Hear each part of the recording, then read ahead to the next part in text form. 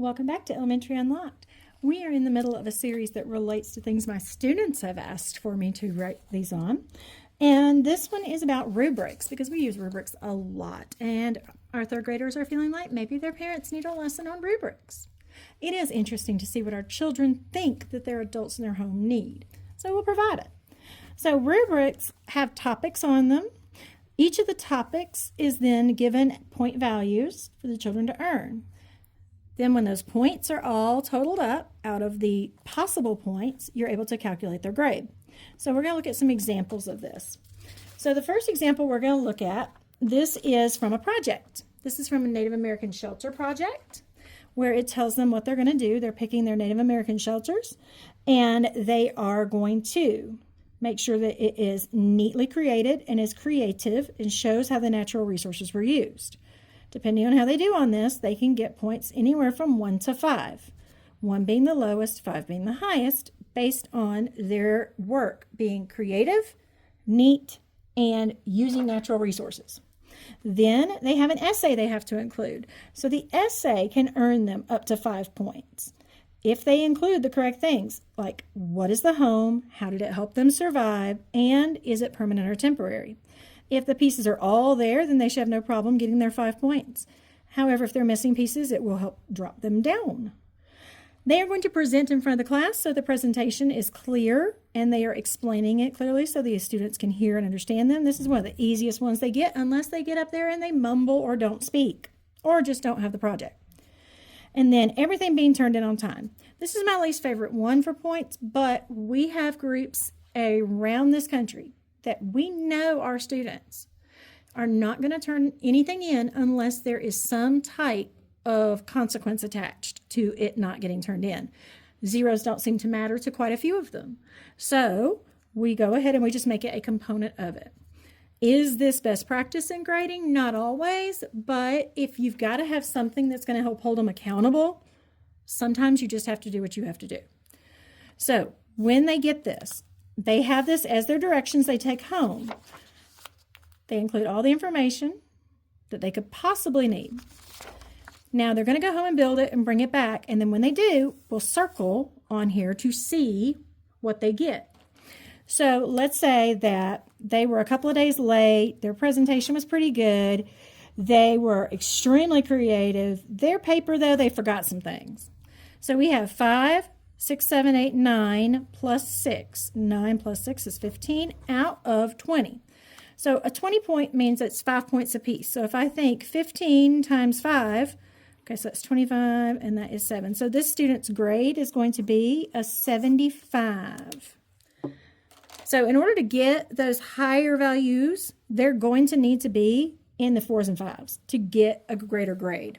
Because when they're in just the average, that is a C student. An average is a C, and a lot of families don't understand that. Okay, we also have a writing rubric. This is from one of our assessments that we did. It includes within it all of the criteria down the left, what each of the criteria looks like for the scoring as we go across. It continues on the back and goes down until we have a place for the totals and then the grade. So on this particular paper, they could go from a 1 to a 4 based on whether they had the information that was required or not. This continued all the way through. So in every category, so in this one, the events are in a logical order. The narrator and the situation are introduced. There's a central problem. There's a resolution. There are temporal words moving through time and space. There's dialogue that is being used to show what the characters are doing, thinking and feeling as well as saying.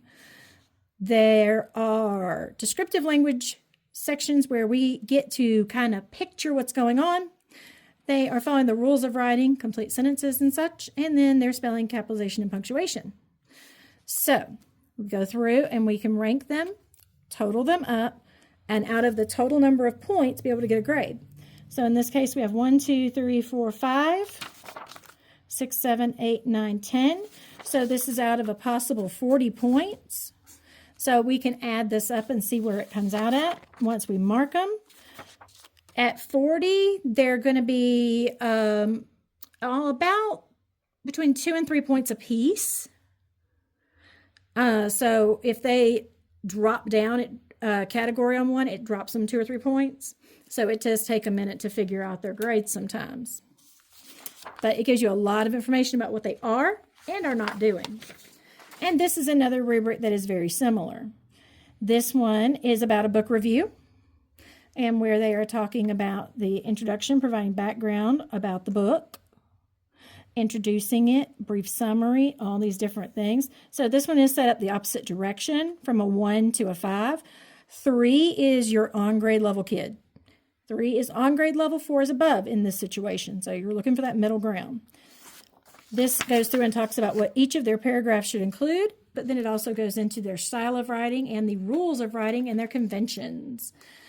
At the end, it tells you that based on the number of points they earned, what their grades would be. Now, why is it important to use a rubric? Rubrics give you the idea of how you're going to be graded before you start work. Kind of like when you take on a new job and you want to know what your evaluation is going to be like. You want to know that before you start the job, not after, when it's too late to do anything about it. So if your child is working on something with writing, this is the type of thing that you are wanting to see coming from teachers. Teachers, I know you don't like hearing that, but we need to be using the rubrics because when we score writing, we have to be able to justify how we got the grade. All right, so as I said, these are all coming from ideas that my students gave us. So we have a lot more to cover in the writing genre, but we have already talked about the narrative, informative, and persuasive writing. And now we've talked about the rubrics that are used for grading writing. If you have any ideas that you would love for us to cover, please feel free to reach out with a message or to leave a comment on this video, and I will add it to our list of videos to make. I hope you are having a wonderful day, and you're very close to Christmas, so Merry Christmas, Happy Holidays, whatever it is that you may celebrate.